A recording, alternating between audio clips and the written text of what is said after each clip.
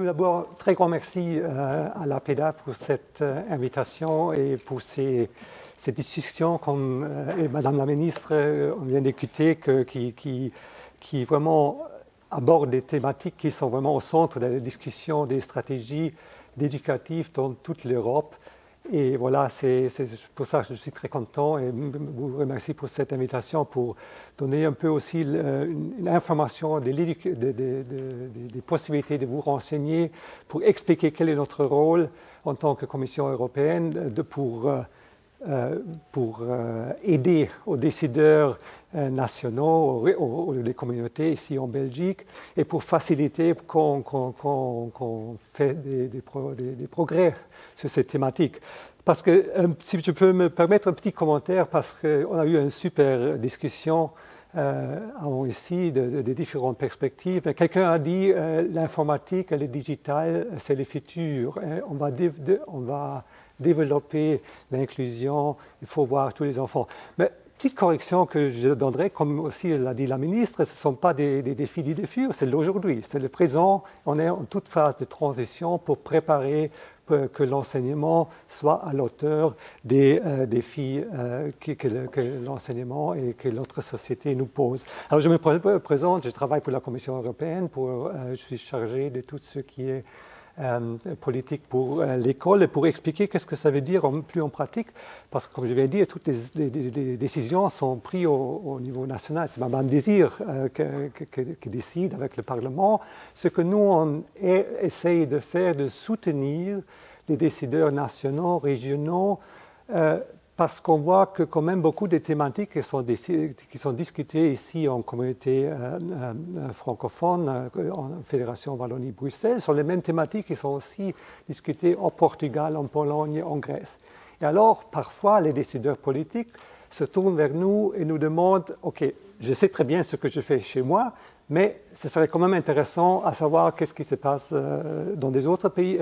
On peut voir, est-ce qu'il y a des éléments qui sont intéressants, que nous pourrions aussi prendre en compte. » Et d'ailleurs, j'ai eu le plaisir tout au début, il y a quelques années, quand le pacte d'excellence a été lancé, on a été invité pendant les premières réflexions de participer à un comité d'accompagnement où il y avait toute une réflexion des chercheurs, des différentes parties prenantes, de la ministre Milquet du temps, et ils ont dit, OK, voici ce que nous pensons en Belgique, de quels sont les thèmes qui nous préoccupent, que nous voudrions discuter. Est-ce que vous pourriez nous fournir des exemples de ce que des autres pays font et ce qu'on a essayé de faire à ce temps-là? Et après, ça a été pris en compte. Ils ont regardé certaines bonnes pratiques qu'ils ont trouvées dans des pays du voisinage et aussi dans des autres pays. Qu'est-ce que ça veut dire en pratique? Alors, c'est un peu le premier point que j'ai mis là. Je m'excuse que j'ai mis des apports en anglais. J'étais un peu chargé les dernières semaines. C'est pour ça que j'ai très vite fait hier seulement en anglais. Je m'excuse pour ça parce que je suis aussi chargé du multilinguisme. Alors, ce n'est pas un bon exemple que je donne ici. Mais désolé, j'espère qu'au moins avec mon français un peu limité, je vais m'exprimer aujourd'hui en français, mais la prochaine fois, je vous promets, j'arrive aussi avec des supports en français. Alors, apprentissage entre les différents pairs, on fait ça en organisant des séminaires, mais vraiment aussi avec des discussions, disons, entre des experts, des ministres, les ministres eux-mêmes pendant la pandémie. On a eu, je crois, vous les ministres, vous vous êtes rencontrés une fois par mois pour vraiment échanger entre les ministres. Qu'est-ce que vous faites en Belgique? Qu'est-ce qu'on fait en Suède? Qu'est-ce qu'ils font en Allemagne, en France? C'est vraiment là l'idée. Pour prendre des décisions au niveau national, il y a eu beaucoup de réflexions entre les pairs pour avancer. Le deuxième outil que nous avons pour faciliter ça, c'est bien sûr notre programme Erasmus+, qui peut-être beaucoup de vous connaissez, que vous avez peut-être utilisé aussi. Et ce programme, il a vraiment aussi les deux volets. D'un côté, de faciliter la mobilité des étudiants, des écuyers, des étudiants, des écoliers, des enseignants, mais aussi de donner des possibilités pour avoir des projets communs pour des thématiques qu'on discute aujourd'hui, pour voir aussi, moi, en tant qu'autorité publique, en tant qu'école, j'ai un défi, je travaille sur ça, mais je veux me mettre en réseau avec des partenaires aussi au-delà de mon pays et pour travailler là. Ça, c'est aussi une façon de collaborer. Et troisièmement, on met à disposition de certaines plateformes numériques. On a un grand réseau qui s'appelle eTwinning, qui met en réseau des écoles, simplement une plateforme où des enseignants, et je dois dire la communauté française, la Fédération Wallonie-Bruxelles est très active là-dedans. Un grand merci s'il y a quelqu'un. On gère tout ça avec les agences nationales qui sont super actives ici dans la Fédération Wallonie-Bruxelles. Si vous êtes des enseignants, essayez ça, c'est très facile à accéder et vous trouvez des ressources et des échanges très pertinentes. Tout ça avec une vision que même si on a cette responsabilité nationale claire, on trouve quand même qu'on essaie et c'est les ministres qui ont décidé ça, et même les chefs d'État, de créer quelque chose que nous appelons un espace européen d'aider l'éducation qui donne la possibilité à tous les acteurs de l'enseignement, d'un côté d'être mobiles, d'aller à étudier, aller à se former dans les pays de l'Union européenne, mais d'autre côté aussi de collaborer pour ensemble améliorer la qualité de notre enseignement. Et peut-être le tout dernier point, parce que c'est aussi bonne nouvelle pour ce qu'on vient de discuter, on a beaucoup parlé maintenant aussi des grands défis de ressources. Il y a quand même aussi, après cette crise sanitaire, qui est devenue aussi une crise économique, il y a les plans de relancement, les plans de recouvrement qui ont été développés avec tous les États. Et la Belgique, on reçoit quand même 5 milliards d'euros dans les années à venir et a décidé d'utiliser 20% de tous ces fonds dans le domaine qui sont liés quand même à l'enseignement, à la formation, au développement des compétences, à l'infrastructure. Et ce sont 500 millions qui sont dans le domaine de digital, infrastructure, formation des enseignants, formation du personnel. Et je crois là aussi l'Union européenne donne un certain appui au projet que Madame la ministre vient d'évoquer. Alors ceci, je vais très vite vous donner quelques exemples pour de ce que ça veut dire un peu concrètement, ces exemples. Du côté des ministres, ont décidé en février de cette année une nouvelle stratégie de coopération en Europe sur certaines thématiques et ils ont dit, voilà les thèmes qui sont en commun. Et vous voyez là, il y a quand même à gauche en haut, il y a quand même toute cette question de l'inclusion et aussi égalité des genres qui a été identifiée comme un des thèmes, comme il y a la thématique du digital. Qui a été la transition écologique, évidemment, qu'on a dit, OK, ça nous occupe dans nos pays, nous voudrions travailler ensemble avec des échanges de bonnes pratiques, avec des initiatives plus concrètes. Une initiative plus concrète, c'est quelque chose qu'on vient de terminer, clôturer une grande consultation publique où on a demandé, public, enseignants, élèves, associations professionnelles, qu'est-ce qu'on peut faire pour avoir un chemin d'un succès à l'école pour tous les élèves. Et je crois que ça, c'est quelque chose qui vient d'un côté le retour des études qu'on a sur les études PISA, où on voit quand même un défi important qu'à l'entour, disons, 20% de tous les élèves ont quand même des grands défis pour suivre vraiment ce qui est attendu. Et c'est vraiment, ces 20% sont vraiment pas la moyenne, c'est vraiment des résultats très très bas. On a tous les problèmes de décrochage scolaire et on a de plus en plus de problèmes aussi d'appartenance à l'école, bien-être à l'école. Et c'est quelque chose qui aussi en Fédération Wallonie-Bruxelles et aussi en Flandre a été beaucoup travaillé dans les années passées pour qu'il y aurait une meilleure réussite scolaire. Et là, vraiment, une réussite scolaire pour tous. Parce que je crois qu'ici, c'est aussi quelque chose qu'on peut dire que aussi les thématiques que nous occupons ici je crois qu'il y a aussi un peu ce changement de perspective que dire on ne vient pas, ou vous ne venez pas en tant que demandeur de quelque chose, c'est vraiment votre droit. Il faut, et aussi la ministre l'a dit clairement, l'école est là pour tous.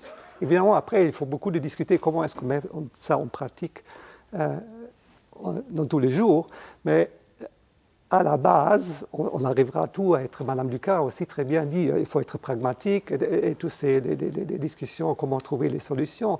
Mais à la base, je crois, il faut aussi dire, il y a des obligations, il y a l'objectif pour que l'école et aussi l'école ordinaire soient là pour tous. Alors, tous les enseignants, et on a vu tellement beaucoup des enseignants qui font exactement ça, ils prennent en charge tous les élèves, ils prennent en charge pas seulement l'élève standard, moyen ou excellent, voilà, c'est aussi tous les enseignants qui font bien leur profession, ils sont là pour tous les élèves, ils essayent d'adapter à chacun des besoins, et par exemple ici les enfants 10, ils font partie de cette école ordinaire, comme vient de dire, mais en fait il faut voir comment, et c'est là il faut arriver.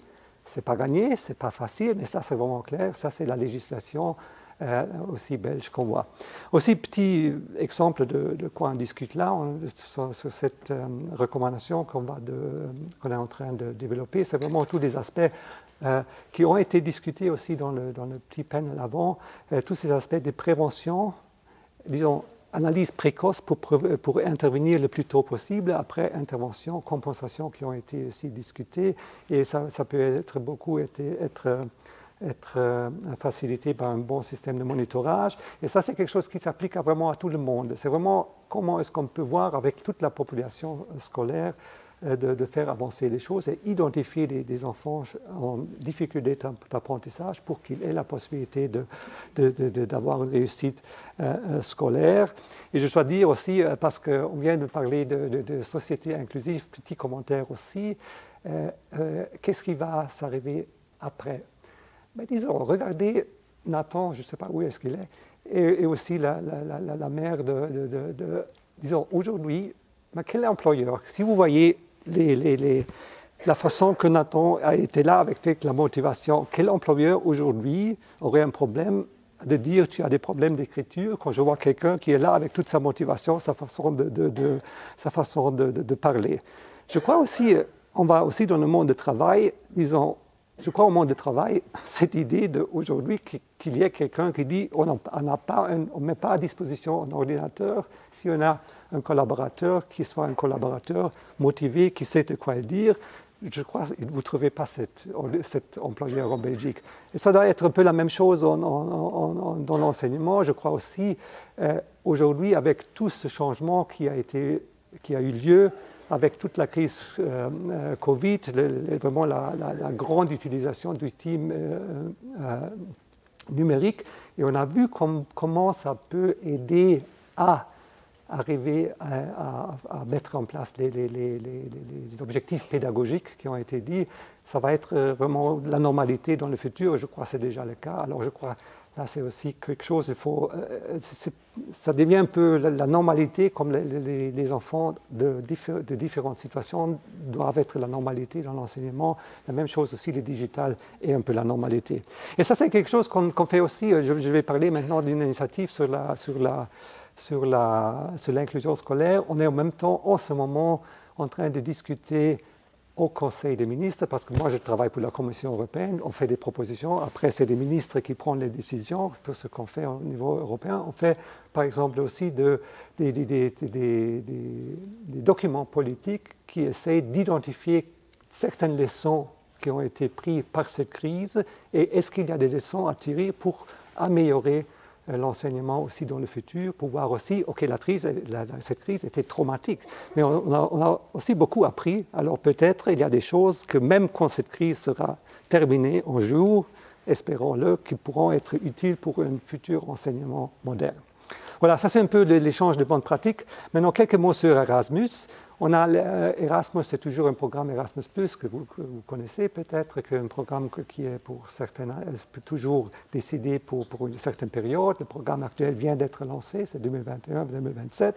Nous sommes très contents que même dans une crise économique et crise budgétaire aussi au niveau européen avec le Royaume-Uni qui est parti, quand même des discussions budgétaires très compliquées. Quand même, on a un programme beaucoup renforcé et qui permettra vraiment beaucoup de ressources pour la mobilité et des projets de coopération avec des objectifs très clairs pour favoriser un enseignement et un programme qui soit plus inclusif, plus digital et aussi prenne en compte les besoins qu'on a de développement de notre société qui soit plus durable et respecte la transition aussi écologique.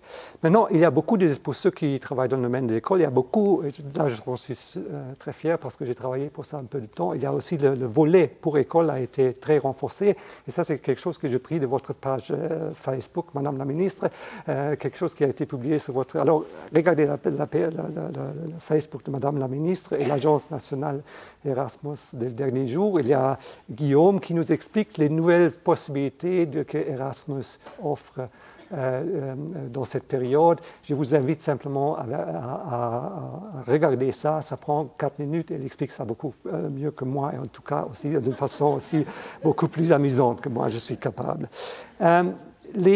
Aussi, et simplement dire, ça c'est mobilité, coopération, on a des projets déjà aujourd'hui dans Erasmus, j'ai mis un exemple ici, c'est un projet, je crois, je me rappelle bien, pas belge, mais quand même Croatie, Bulgarie, où ils ont regardé comment est-ce qu'on peut utiliser des outils numériques pour aider des enfants, des élèves avec des besoins spécifiques. On en trouve dans nos bases de données. Je peux simplement vous inviter, si vous avez des possibilités, si vous êtes des écoles, des autorités, des associations,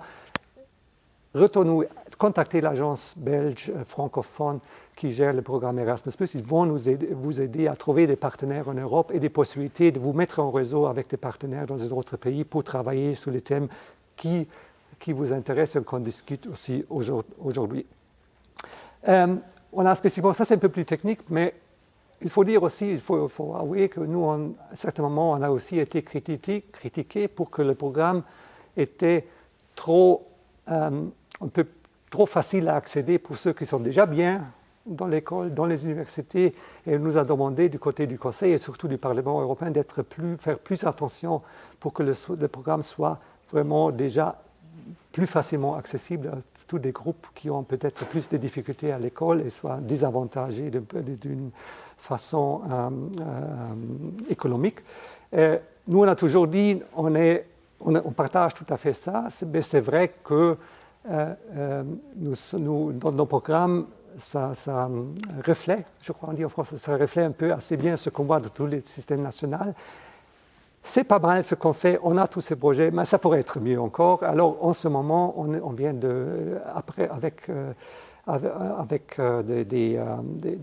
avec ces discussions, on aura maintenant des actions vraiment très spécifiques dans la mise en œuvre avec nos partenaires, les agences nationales, pour mettre cette idée d'une inclusion vraiment comme une priorité du programme pour que l'offre qu'on fait soit vraiment accessible à tout type de besoins, à tout type de candidats, et on demande vraiment aux agences nationales dans leur communication, mais alors dans leur action, de chaque fois vraiment vérifier est-ce que c'est quelque chose qui sache promouvoir cet accès au programme à aussi ces publics peut-être un peu en difficulté. Deuxième point peut-être très, parce que j'ai parlé au début, échange de bonnes pratiques politiques, les programmes Erasmus. Troisièmement, on a certaines plateformes. On a au niveau européen aussi une plateforme qui est multilingue, qui offre aussi des ressources en français pour des thématiques qu'on discute ici. Ici, en ce jour, on a vraiment sur la première, ça vient de cette semaine, on a des projets Erasmus qui mettent en évidence les compétences numériques. On a aussi des exemples sur des soutiens ciblés, besoins d'éducatifs spécifiques et difficultés d'apprentissage que vous trouvez sur cette plateforme. Madame la ministre vient de dire qu'il y a beaucoup de bonnes expériences en Belgique qu'on va vraiment essayer, mais si jamais vous êtes intéressé, qu'est-ce qu'ils font les Espagnols, les Français, les Allemands, il y a des façons de mettre en ça. Et finalement, dernier point, Il y a aussi une agence européenne qui s'occupe spécifiquement de l'enseignement inclusif et de l'enseignement pour des enfants ayant des besoins spécifiques. Là aussi, des projets sur des thématiques spécifiques, mais aussi beaucoup de bons exemples. Si vous avez des questions, vraiment une très bonne adresse et aussi vraiment quelque chose qui, comme Madame la ministre vient de dire, la Belgique, c'est quand même un pays où en ce moment, il y a beaucoup de choses qui se passent, mais aussi, comme vous avez dit vous-même, les défis sont quand même assez grands. Et vraiment, il y a la même situation dans beaucoup des autres pays. Et, je crois, et nous, c'est pour ça aussi que je reçois mon salaire et que j'ai un certain enthousiasme de faire le travail, de mettre en réseau tous ces collègues qui font un travail magnifique pour les mettre ensemble et pour les aider à faire ça. Et si vous voulez contribuer à ça, il y a cette ressource, utilisez-le. C'est vraiment quelque chose, je n'ai jamais rencontré des gens si motivés comme des gens qui ont participé à ces échanges internationaux. Et c'est un grand plaisir. On apprend beaucoup de choses, mais c'est aussi très, très, très intéressant et épanouissant pour le personnel. Je vous remercie pour l'invitation.